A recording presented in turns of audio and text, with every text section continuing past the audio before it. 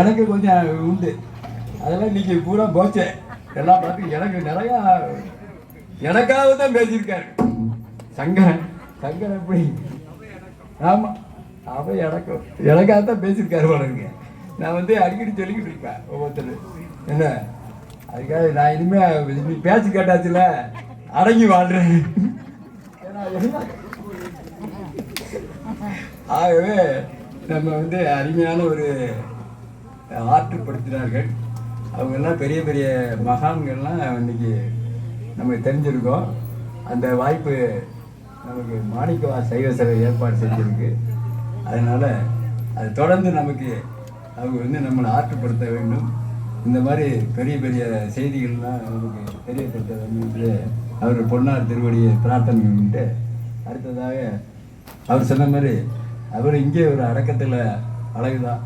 2 தளபதி வச்சிருந்தோம் அமைதியாக இருக்காருன்னா அவருடைய திருவார்த்தை குரு தெளிவு குருவின் திருவார்த்தை கேட்டல், தெளிவு குருவின் திருவார்த்தை எல்லாம் சிந்தித்தல் தானே குரு.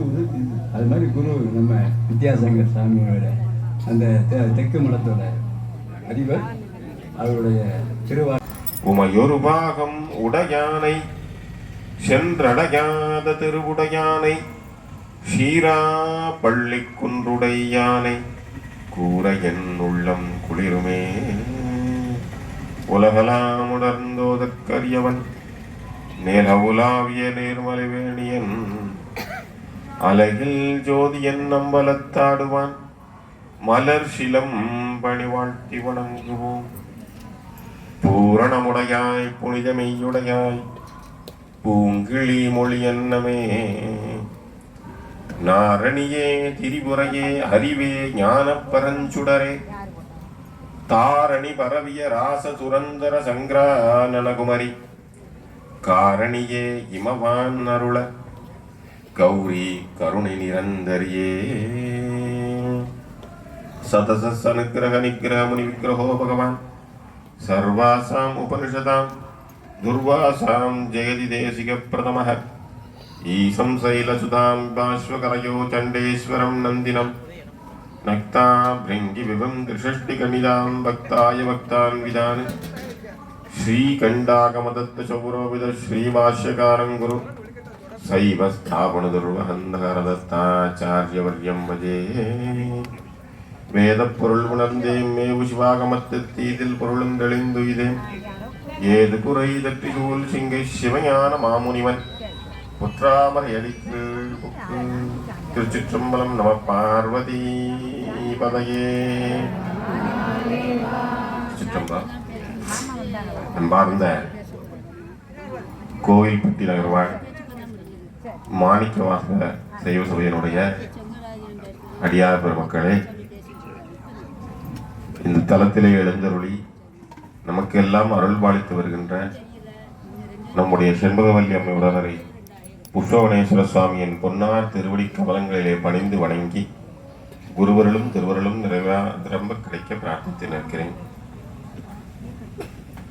நம்முடைய ஆண்டுதோறும் நடைபெறுகின்ற நம்முடைய வேத ஆகம திருமுறை விழா இந்த ஆண்டும் சீரும் சிறப்புமாக நடைபெற்று வருகிறது. வேத நெறி தழைத்து ஓங்கன்னு தான் சொன்னார். இதெல்லாம் உங்களுக்கு நல்லா தெரியும். வேத நெறி தழைத்து ஓங்கன்னு தான் சொன்னார். வேற ஏதாவது சொல்லியிருக்கலாமே, சொல்லலை. என்ன, அந்த நம்முடைய 4 பெருமக்கள்ல 3 பேர் வேத நெறியில வந்தவங்க, வேதம் பயின்றவர்கள். ஞான சம்பந்தர், சுந்தர பெருமான், மாணிக்க வாசகர் பெருமான் 3 பேருமே வேதம் பயின்றவர்கள். சரி, இது சமயப்பெருவர்கள். சந்தானப்பெருவர்களுக்கு போனீங்கன்னா அங்க இருக்கிற மறைஞான சம்பந்தர், என்ன, நம்முடைய உமாபதி சிவாச்சாரிய சுவாமிகள், அருணந்தி சிவாச்சாரிய சுவாமிகள் எல்லாமே யார் பண்ணவங்க? வேதம் ஆகமும் பயின்றவர்கள். நம்முடைய குருமார்கள் எதை வழியில போனாங்களோ அந்த அவர்களுடைய மூல நூலை நம்ம நிந்திக்க கூடாது, இல்லையா? அப்போ ஐயா கூட சொன்னார், வட இந்தியாவிலாம் சைவ சித்தாந்தத்தை பேசுறாங்கன்னு சொல்றாரு. என்ன, முயற்சி செய்யறோம், முடியாது, முயற்சி செய்யறோம். ஆனா நம்ம ஒரு 2 பேரை எடுத்து மேற்கு வங்காளத்துல போய் பேசும்பொழுது அவர் சொல்றான், எங்க ஊர்ல சைவ மடம் இருக்கு அப்படின்னு ஒரு போட்டோ எடுத்து அனுப்புறான். எங்க ஊர்ல சைவ மடம் இருக்கு, சித்தாந்த சைவ மடம் இருக்கு. ஆனா அங்க யாரும் இப்ப இல்லை. அப்போ அந்த அளவுக்கு சித்தாந்த சைவம் வந்து இந்தியா முழுவதும் பரவி இந்தியாவையும் தாண்டி இருக்கிறது. அப்ப அப்படி உலகத்தை பூரா இணைக்கணும் அப்படின்னா ஒரு பொதுமொழி வேணும். இப்ப நம்ம எல்லாம் எதுக்கு இங்கிலீஷ் படிக்கிறோம்? ஒரு பொதுமொழி. நாடுடைய சிவனே போற்றி, எந்நாட்டவர்க்கும் இறைவா போற்றி. பணிக்கை மும்மத வேளம் உரித்தவன், நினைப்பவன் மனம் கோயிலா கொண்டவன், அனைத்தும் வேடமாம் அம்பல கூத்தனை திணைத்தனை பொழுது மறந்து உய்வனோ. நமது ஆன்மார்த்த முத்தியாசாரிய திருச்சிற்றம்பலம் அத்தருடைய சிரித்து இத்தலத்திலே இருந்தது நமக்கெல்லாம் மரபளித்து வருகின்ற அந்த செண்பகவல்லி அம்பிகை உடனுரை அருள்மிகு பூர்ணநாத சுவாமி திருவடிகளை போற்றி வணங்கி துதித்துக் கொண்டு வருகை நிற்கக்கூடிய அத்துணை அடியார் பெருமக்களுக்கும் நம்முடைய நல் வாழ்த்துக்களை முதற்கண் தெரிவித்துக் கொண்டு, ஒவ்வொரு ஆண்டும் மிகச் சிறப்பாக வேத ஆகம திருமுறை விழா நம்முடைய கோவில்பட்டி மாநகரிலே நடத்தி கொண்டிருக்கக்கூடிய மாணிக்க வாசகர் சைவ சபையின் ஆண்டு விழா இந்த ஆண்டும் வழக்கம் போல் பெரிய திருவிழாவாக நடைபெற்று வருகிறது. என்ன கொஞ்சம் எல்லாருக்கும் இந்த வெயில் தான் கொஞ்சம் கஷ்டமாக இருக்குது. இது அப்படியே கொடைக்கானல் இல்லை ஊட்டி பக்கம் இருந்தால் இன்னும் கொஞ்சம் சௌகரியமாக இருக்கும். ஆனால் சுவாமி நமக்கு அருள் கொடுப்பார். அவர் நினைச்சானா கொடைக்கானல் இங்கே அப்படியே அந்த சூழ்நிலை மாறிவிடும். அந்த குளிர்ச்சியை போன்று தென்றல் காற்றை போன்று இங்கு மிக அற்புதமாக நம்முடைய சிவத்திரு பட்டமுத்து ஐயா அவர்கள் சங்கரன் கோவிலிலிருந்து வருகை தந்து ஒரு அற்புதமான உரையை நிகழ்த்தி இருக்கிறார்கள். சைவமாம் சமயம் சாரும் ஊழ் பெறல் அரிது அப்படின்ட்டார். இந்த பணிவுங்கிறது கிடைக்கிறது பெரிய அது பாக்கியம் புண்ணியம் இருந்தா தான் அப்படின்ட்டார். அந்த வகையிலே அந்த அவை அடக்கத்தை நம்முடைய அருளாளர்களுடைய வாக்கிலிருந்து ஒவ்வொரு சுவாமிகளுடைய அருள் வாக்கிலிருந்து அற்புதமாக எடுத்து எடுத்து கொடுத்திருக்கிறார்கள் என்றால் அவங்க பேச்சை கேட்டுக்கொண்டே இருக்கலாம். அதனால்தான் ஐயா அவர்களுக்கு நம்முடைய திருமணத்திலே ஒரு விருது வழங்க வேண்டும் என்று குருநாதர் அனுகிரகம் செய்தார். அந்த வகையிலே ஐயாவிடம் கேட்டோம், சைவ சித்தா சந்நியாசம் பிரம்மச்சரியம். பிரம்மச்சரியம்னா இளமை காலத்துல பிரம்மச்சாரியாக இருக்கின்ற போது கல்வி கற்க வேண்டும். கிரகஸ்தன் திருமணமான பிற்பாடு பொருள் சேர்க்க வேண்டும். அது அறவழியில் பொருளை சேர்க்க வேண்டும். வானப்பிரசம் குழந்தைகள்லாம் பெரிய வயதாகி விட்டது, திருமணமாகி விட்டது. இரும்பு பெட்டி சாவியை எடுத்து மருமகிட்ட கொடுத்து, ஏன் மருமகிட்டன்னா நிறைய தாய்மார்கள் கொடுக்க மாட்டாங்க, அதனாலதான் மருமகளிடம் கொடுத்து விட்டு நாங்க வானப்பிரஸ்தம் காட்டிற்கு செல்கிறோம். அன்ற காலத்துல போனாங்க, இப்ப காட்டுக்கு போனா அங்கேயும் நிம்மதி கிடைக்காது. அடுத்ததாக சந்நியாசம் சொல்லப்பட்டிருக்கிறது. அந்த வகையிலே நம்முடைய சங்கரனாக இருந்த ஸ்டேட் பேங்க் சங்கரனாக இருந்தவர்கள் அவர்கள் இந்த உலகின் நிலையாமையை தெரிந்து கொண்டு இந்த உலகம் பொய்யானது அப்படிங்கிறத உண்மை பொருளை தெரிந்து சந்நியாசம் மேற்கொள்ள வேண்டும் என்று அவர்கள் அந்த உறுதிப்பாட்டோடு இருக்கிறார்கள் என்றால், அதனால அவங்களுக்கு மாணிக்க வாசக சுவாமிகள், ஸ்ரீமத் மாணிக்க வாசக சுவாமிகள் என்ற தீட்சா நாமத்தோடு இருக்கிறார்கள். அடுத்ததாக அப்ப கூட நாங்க சொன்னோம்,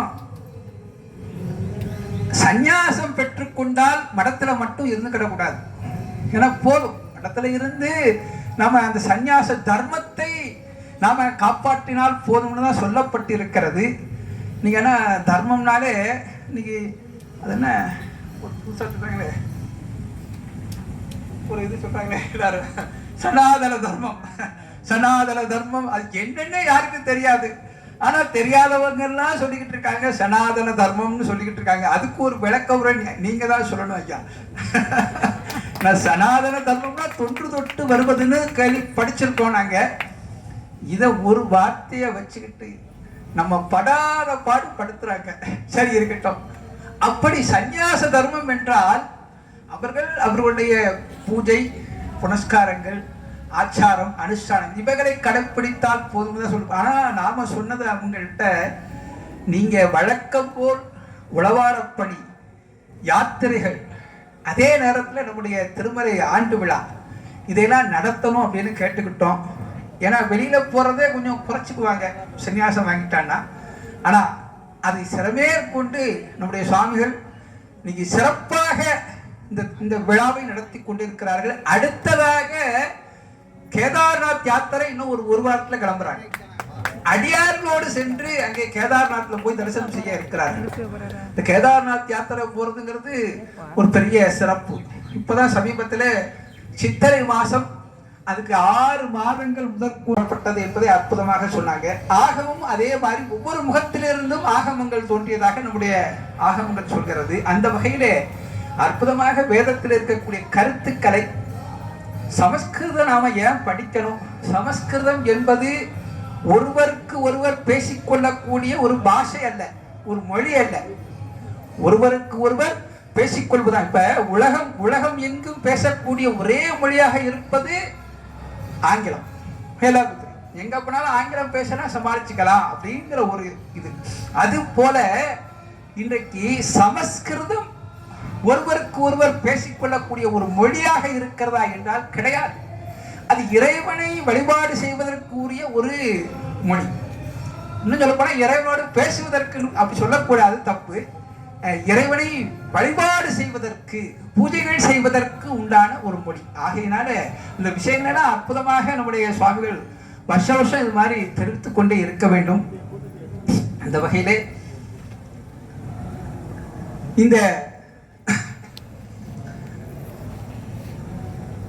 இந்த ஆண்டு மிகச் சிறப்பாக இந்த விழா நடைபெற்றுக் கொண்டிருக்கிறது. இந்த திருமுறைகள் நமக்கு எப்படி வாழ்க்கையிலே உதவி செய்கிறது, அதை மட்டும் ஒரு சில வரிகளில் கொஞ்ச நேரத்தில் சொல்லிட்டு நிறைவு செய்து கொள்கிறேன். நம்முடைய திருமுறைகள் வாழ்க்கைக்கு எப்படி உதவி செய்கிறது? எத்தனை திருமுறைகள் இருக்கிறது? 18,000 பாடல்கள் நமக்கு இருப்பதாக நமக்கு மொத்தமா சொல்றாங்க. அப்ப இத்தனை பாடல்களில் எல்லா பாடல்களையும் நாம படிக்க முடியாது. அப்ப அற்புதங்களை நிகழ்த்திய பாடல்கள் ஒரு சில பாடல்கள் இருக்கிறது, அதையாவது படிங்கன்னு சொல்றோம். அப்ப இந்த திருமுறைகளை படித்தால் நமக்கு என்ன கிடைக்கும்? அதான் நம்ம கேட்கிறோம் எல்லாத்தையும். இயமன் தூதுவர் அஞ்சுவர் இன்சொலால் நயம் வந்து ஓத வல்லார் தமை நன்னினால் நியமம்தான் நினைவார்க்கு இனியான் நெற்றி நயனன் நாமம் நமச்சிவாயவே. இந்த திருமறையை ஓதக்கூடிய, பாடக்கூடிய, பஞ்சாசர மந்திரத்தை சொல்லக்கூடிய அடியார்களுக்கு பக்கத்துல போய் இருந்தா இயமன் தூதுவர் அஞ்சுவர். எல்லாருக்கும் ஒரு காலத்துல இந்த யம பயம் அப்படிங்கிறது வரும், வயசாயிட்டா வந்துடும். அப்ப அந்த யம பயம் இல்லாமல் இருக்க வேண்டும், மரண பயம் இல்லாமல் இருக்க வேண்டும் என்றால் என்ன செய்ய வேண்டும்? தெரியாத சொல்லி இயமன் தூதுவர் அஞ்சுவர் இன்சொலால் நயம் வந்து ஓத வல்லார் தமை நன்னினால். சிவபெருமானுடைய பஞ்சாட்சர மந்திரத்தை ஓதிக்கொண்டிருப்பவர்களுக்கு பக்கத்துல போய் உட்கார்ந்துட்டா போதும், இந்த யமன் அவருடைய தூதுவர்கள் அவர்களாம் பக்கத்துல வருவதற்கே அஞ்சுவார்கள் என்று சொல்கிறது என்றால் திருமுறை எவ்வளவு உயர்ந்தது. அந்த திருமுறைகளை நாம படிக்க படிக்க நமக்கு தெளிவு ஏற்படும், ஞானம் ஏற்படும். இது ஞான நூல்கள். இப்ப நம்ம வாழ்க்கையில் யாருக்கும் அடிமையாக இருப்பதை யாரும் விரும்ப மாட்டாங்க. யாராவது நம்ம அடிமையாக இருக்கணும் நம்ம நினைக்க மாட்டோம். அப்ப சுவாமி சொல்றார், நாமார்க்கும் குடியல்லோம் நமனை அஞ்சோம் நரகத்தில் இடப்படும் நடலை அல்லோம் ஏமாப்போம் பிணி அறிவோம் பணிவோம் அல்லோம் இன்பமே என்னாலும் துன்பமில்லை என்று சொல்கிறார். நாமார்க்கும் குடிகள், நான் யாருக்கும் அடிமை இல்லை. எப்ப சொல்ல முடியும்? நான் யாருக்கும் இந்த தமிழ்நாட்டில் இருந்துகிட்டு தமிழ்நாட்டு குடிமகன் அப்படின்னு சொல்லிட்டு நான் இந்த சட்டத்திற்கு கட்டுப்பட மாட்டேன்னு சொல்ல முடியுமா? ஆனா நம்ம சுவாமி சொல்லியிருக்க, யாரு பல்லவ மன்னன் அனுப்புகிறார் மறுமாற்று திருத்தாண்டகம். சுவாமி சொல்றார், பல்லவ மன்னர்கள் அனுப்பிய அந்த ஏவலர் காவலர்களை பார்த்து சொல்றார், நான் யாருக்கும் குடியல்ல, நாமாருக்கும் குடியல்லோம் நமனை அஞ்சோம். யமதர்மனே வந்தாலும் நான் பயப்பட மாட்டேன். நரகத்தில் இடப்படும், நரகத்திலே எனக்கு நரகமே வராது. நடலை அல்லோம் ஏமாப்போம் பிணியறிவோம் பணிவோம் அல்லோம் இன்பமே என்னாலும் துன்பமில்லை. சிவபெருமானை வணங்கக்கூடிய அடியவர்களுக்கு வாழ்க்கையில் பொதுவா துன்பம் இல்லைன்னு சொல்லிட்டு போயிடலாம், இல்ல இன்பமாக இருக்கலாம்னு சொல்லிட்டு போயிடலாம். ஆனா சுவாமி ரொம்ப நுட்பமாக சொல்றார், இன்பமே என்னாலும் துன்பம் இல்லைங்கிறார், அறுதிட்டு சொல்கிறார். உங்களுக்கெல்லாம் நமக்கெல்லாம் சிவபெருமானை வணங்கினால், வழிபாடு செய்தால், திருமுறைகளை படித்தால், நாம திருமுறைகளை படிக்க வேண்டும். வேதத்தை சொல்வதற்கு அந்தணர்கள் தான் அதற்கு உரியவர்கள். அப்ப அந்தந்த கடமைகளை அவரவர்கள் செய்தால் சரியா இருக்கும். நாம சில விஷயங்கள்ல இன்னும் சில பேருக்கு, நிறைய பேர் கோவிலுக்கு வர்றாங்க, அவர்கள் நினைத்த காரியம் நடந்து விட்டால் தொடர்ந்து கோவிலுக்கு வர்றாங்க. அப்படிதானே? நினைத்த காரியம் நடந்து விட்டால், சுவாமி கொடுத்தாரியா, திருவண்ணாமலைக்கு போனேன், எனக்கு கொடுத்தார், தொடர்ந்து பௌர்ணமிக்கு கிரிவலம் வருகிறார். ஆனா அடுத்த ஒரு பிரார்த்தனை சுவாமிகிட்ட வைக்கிறாங்க, அது கொஞ்சம் தள்ளி போகுது, இல்லை கிடைக்கல அப்படின்னா அந்த பக்கமே வர்றது. நம்முடைய வழிபாடு இப்படி இருக்கக்கூடாது. நமக்கு நாம் அனுபவிப்பது நாம் செய்த கர்ம வினைகள், நாம் அனுபவிப்பது நாம் செய்த கர்ம வினைகளை அனுபவித்துக் கொண்டிருக்கிறோம். அதனால்தான் அப்பர் சுவாமி சொல்றார், நினைந்துருகும் அடியாரை நைய வைத்தார், நில்லாவி தீவினைகள் நீங்க வைத்தார். சிவன் அடியாராக இருக்கிற போது நாம கர்ம வினைகளெல்லாம் அனுபவித்து கழித்து விட வேண்டும். சாமி கூட சொன்னாங்க, அற்புதமா சொன்னாங்க, இந்த பரிகாரம்னா அடுத்து பிறவி இருக்கு அப்படின்னு ரொம்ப ரொம்ப எளிமையா சொல்லிட்டு போனாங்க. பரிகாரம் செய்தால் பலன் உண்டு உண்டு, அது ஏன்னா வேதம் மந்திரங்கள் எல்லாம் இருக்கு உண்டு. ஆனா பரிகாரம் என்பது ஒரு துன்பம் வருவதை தள்ளி போடுவது. ஒரு துன்பம் வர்றதை தள்ளி போறதுக்காக சாமிகிட்ட ஒரு சங்கல்பம் பண்ணி, சாமி இப்ப எனக்கு வேண்டாம், இப்போ எனக்கு இந்த துன்பம் வேண்டாம், தயவு செய்து எனக்கு கொஞ்சம் தள்ளி போடுங்கன்னா அர்த்தம். அப்ப தள்ளி போட்டா அடுத்து 10 வருஷத்துல வரலாம், அடுத்த ஜென்மத்திலையும் வரலாம், இல்ல அடுத்த ஜென்மத்திலையும் வரலாம். அப்ப அடுத்த ஜென்மத்துல நாம எப்படி அடியாராக இருப்போமா தெரியாது. அதனாலதான் எங்கேனும் யாதாக பிறந்திடனும் புழுவாய் பிறக்கினும் புண்ணியா உன்னடியன் மனத்தை வலுவாதிருக்க வரம் தர வேண்டும். புழுவா பிறந்தாலும் சுவாமி சிவருமானே உனக்கு கும்பிடக்கூடிய வரத்தை கொடுன்னு கேட்கிறார். இப்ப அடுத்த பிறவி நமக்கு எந்த பிறவி, நல்ல பிறவி தான் கிடைக்கும், இல்ல பிறவி இல்லாம இருக்கும். அடியார்கள பிறந்தாச்சு இனிமே நமக்கு ஒரு நாளும் அடுத்து சுவாமி சோதிக்க மாட்டார். இந்த கலியுகத்துல சிவனடியாரா வர்றதே பெரிய விஷயமா இருக்கு. அதனால அதுவும் கோவில்பட்டி மாநகரில் இருக்கக்கூடிய அடியார்கள், நான் எல்லா இடத்துலையும் பெருமையா சொல்வேன், கோவில்பட்டி மாநகரில் இருக்கக்கூடிய சிவன் அடியார்களை பார்த்து நெற்றி நிறைய விபூதி, அப்படி தோள்கள் நெஞ்சில பூரா உருத்திராட்ச மாலைகள், நிறைய உருத்திராட்ச மாலைகள், கோவிலுக்கு செல்லும் போது முறையாக வழிபாடு செய்வது இப்படித்தான் செய்ய வேண்டும் என்பதற்காக இடுப்புல வேஷ்டி, அதுக்கு மேல ஒரு துண்டு, உத்திராட்சம் போட்டு போறது. இப்படி இங்கு இருக்கக்கூடிய அடியார்களை பார்த்துத்தான் இன்றைக்கு தமிழ்நாடு முழுக்க இந்த வழிபாடு பெருகி இருக்கிறது என்று பெருமையாக சொல்லுவேன். இப்ப இந்த அடியார்களை சுவாமி விட்டுருவாரா? நீங்க ஒருத்தன் எழுதுறான், சட்டை இல்லாம கோவில்ல இருக்கிறது பிடிக்கல கூடாது. அதுக்கு ஒருத்தர் கேட்கிறான், பாவ மன்னிப்பு என்று சொல்லி ஒரு கூண்டுக்குள்ள உட்கார்ந்துக்கிட்டு சொல்றாங்களே, நீ அதை கேட்க முடியுமா? பாவ மன்னிப்புன்னு சொல்லி ஒரு கூண்டுக்குள்ள உட்கார்ந்துக்கிட்டு பாவ மன்னிப்பு கொடுக்கிறாரே, அதை நீ கேட்க முடியுமா? அப்படி பாவ மன்னிப்பு என்ற பெயரில் அடுத்தவர்களுடைய அந்தரங்க விஷயத்தை, பாவம்னா என்ன, பிறருக்கு தெரியாம, அரசாங்கத்துக்கு தெரியாம ஏமாத்தி செய்தது தானே. அப்ப அந்த இதை உங்ககிட்ட சொல்ற போது நீ அதை வச்சு மிரட்ட மாட்டாயா? இதை நீ வேண்டான்னு சொல்ல முடியுமான்னு ஒருத்த கேள்வி கேட்கிறான். இது கேட்கறதுக்கு யாரும் இல்லை. ஏன்னா இந்து மதம் தானே இந்துக்களை தானே திரும்ப திரும்ப திரும்ப பேசுறாங்க. அது என்னமோ தெரியல. நாம சுவாமியை நினைக்கிறத விட இவர்கள் தான் அதிகமாக சுவாமியை நினைச்சுக்கிட்டே இருப்பாங்க போல இருக்கு. சரி, இருக்கட்டும்.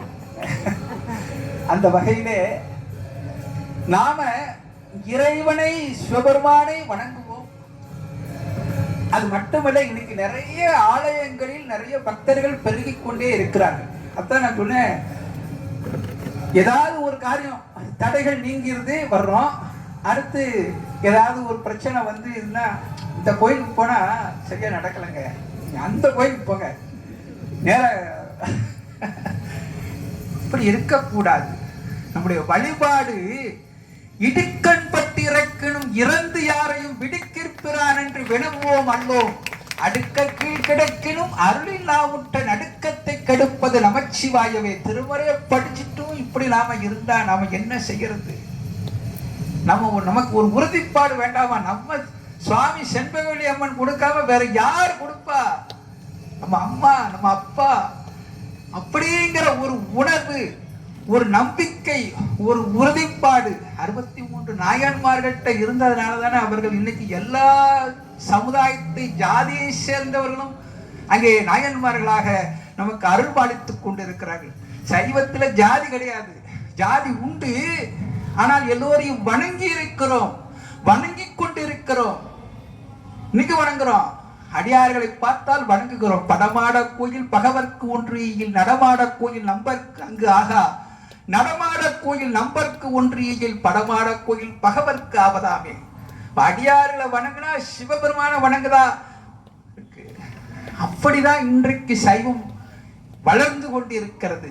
இந்த சைவத்தினுடைய சிறப்புகளை பார்த்துத்தான் இன்றைக்கு தமிழ்நாடு மட்டுமல்ல உலகமெங்கும் இருக்கக்கூடிய நம்முடைய அன்பர்கள் சைவத்தை எல்லா இடத்திலும் சொல்லிட்டு இருக்காங்க.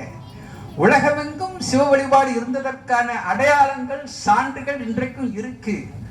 இப்பெல்லாம் இருந்த சமயம்தான். இருந்தாலும் தமிழ்நாட்டில் கொஞ்சம் உணர்வோடு இருக்க வேண்டும். நாம் நம்முடைய பிரச்சனைக்காக நாம் ஆலயங்களுக்கு வருகிறோம். ஆலயங்களில் இருக்கக்கூடிய பிரச்சனைகளை சீர் செய்வதற்காக, சரி செய்வதற்காக நாம் முன் வருவதில்லை. இதை தட்டி கேட்க வேண்டும். அப்பதான் சரியாகும். கேட்டுட்டு இந்த காதில் கேட்டுட்டு நாம மட்டும் பெறக்கூடாது. பூனாலும் தலை சிமப்ப புகழ் நாமும் செவி கேட்ப நானாலும் நவீன்றேத்த பிறலாமை நற்பனையேன்னு சொல்கிறார். ஆகையினால எல்லாருக்கும் உணவு தயாராக இருக்கிறோம். அந்த வகையில ஒவ்வொரு ஆண்டும் சொன்ன மழை கூட கொஞ்சம் சாயந்தரம் மழை வந்துடும் போல இருக்கு. வராதா? வர வேண்டாம். நிகழ்ச்சி முடிஞ்சதுக்கு அப்புறம் மழை வரட்டும், வேண்டிக் கொள்வோம். ஏன்னா அடியாரெல்லாம் துன்பப்படக்கூடாதுங்கிறதுக்காக சுவாமி கொஞ்சம் வெயில குறைச்சிருக்கிறார். அந்த வகையிலே ஒவ்வொரு ஆண்டும் மாணிக்க வாசகர் சைவ சபையுடைய இந்த விழாவானது மிகச் சிறப்பாக நடைபெற்றுக் கொண்டிருக்கிறது.